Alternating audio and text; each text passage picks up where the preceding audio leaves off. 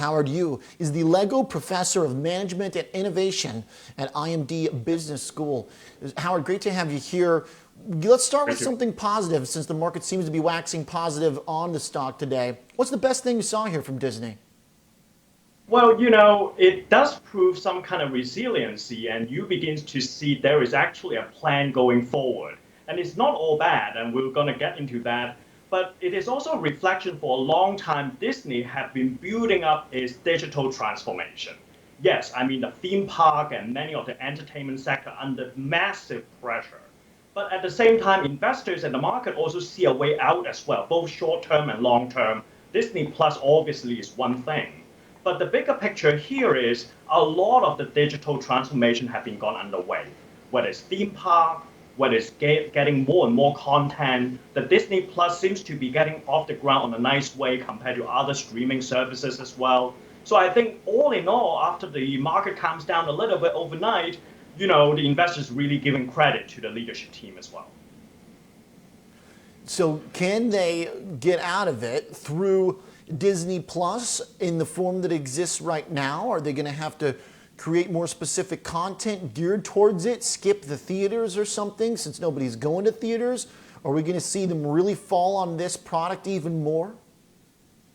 Yeah, so the idea is in the near term, there's no quick fix. I mean, in the short and the medium term, definitely, Disney's flywheel basically on pause now. Because if you think about the Disney logic is the following. It's not like Netflix that they have a huge amount of back catalog library where you just simply match obscure film with interested viewer. That's Netflix. They're the matchmaker machine. Versus in Disney, it's always been about making mega hit because they require major hit in order to sustain the secondary revenue growth, such as the theme park, the store, the merchandise, and so on. So yeah, in the short term, I think what they are thinking about is, maybe acquiring some additional back catalog to have a short-term increase in terms of the viewership. But at the same time, I would hypothesize they would experiment a lot of the local initiatives. So whether it's Shanghai, whether it's Hong Kong, I'm located right now in Europe before I left Europe to Hong Kong, all this decentralized decision making needs to happen so that they can generate some fast cash in the medium term in order to ride out the ultimate crisis. So, Howard, are you saying that they will make specific content geared towards each region, perhaps? Is that a possibility where they can cater to different audiences to make sure they're capturing their international, each segment? That would be one idea. But look, at IMD, I've been talking to executive and people coming from China, elsewhere. And in China, what's interesting is you see this brick and mortar store, really traditional company, just like Disney. And what they have done is to capture some new market opportunity. For instance, if you are, a merchant store selling clothing and soft toy, what they've been doing is to turn these sales associates, because of social distancing right now, turn them into online influencer. And with a workforce of 200,000 like Disney, with all these cast members, I bet there would be people who have massive influence online. And this is the opportunity for them to engage consumer through multiple channels. So just because there is social distancing, there are existing business you couldn't really crack it through your usual channel, doesn't mean that you cannot innovate in the short term either. And we've seen massive cases in other sectors have already gone on.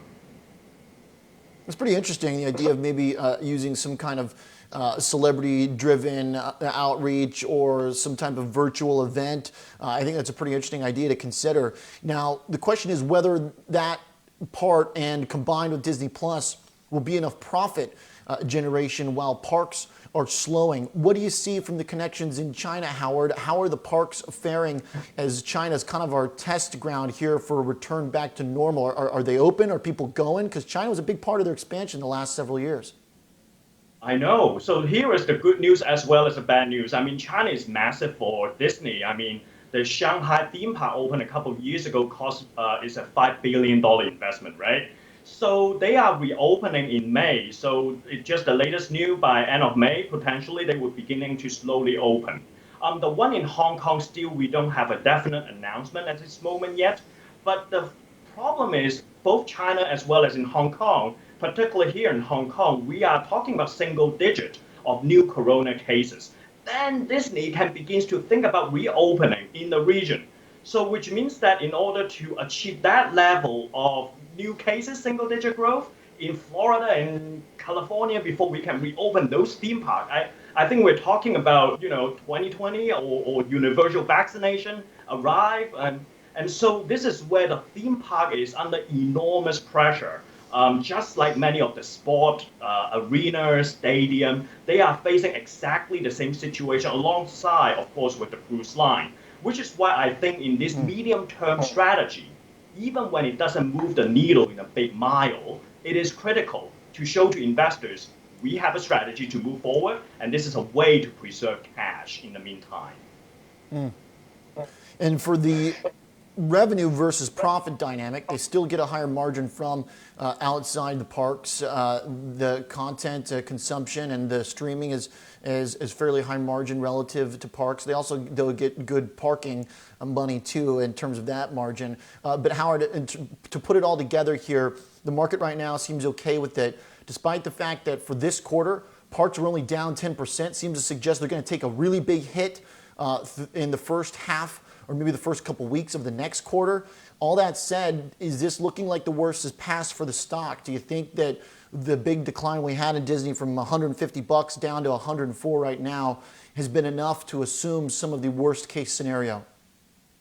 Well, I think so, in the sense that if there is no second wave of insurgence of corona outbreak, whether it's in the United States or Europe or elsewhere in Asia, I think the market has pretty much discounted into the short-term impact of the Disney empire.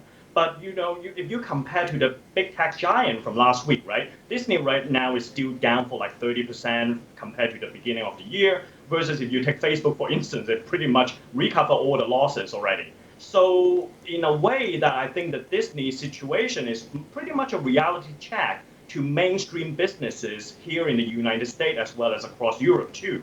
That just because tech giants are doing well doesn't mean that we have a V-shaped type of recovery. What Disney have showcased, even in the best-in-class company, they will still struggle quite a bit. All right. Shares this morning have climbed a little bit here during our conversation, 3%. Howard, great to have you here. Great insight. Really appreciate the conversation. Looking forward to more. Howard Yu is the Lego Professor of Management and Innovation at IMD Business School in Switzerland, but joining us from Hong Kong. Looking forward to more, Howard.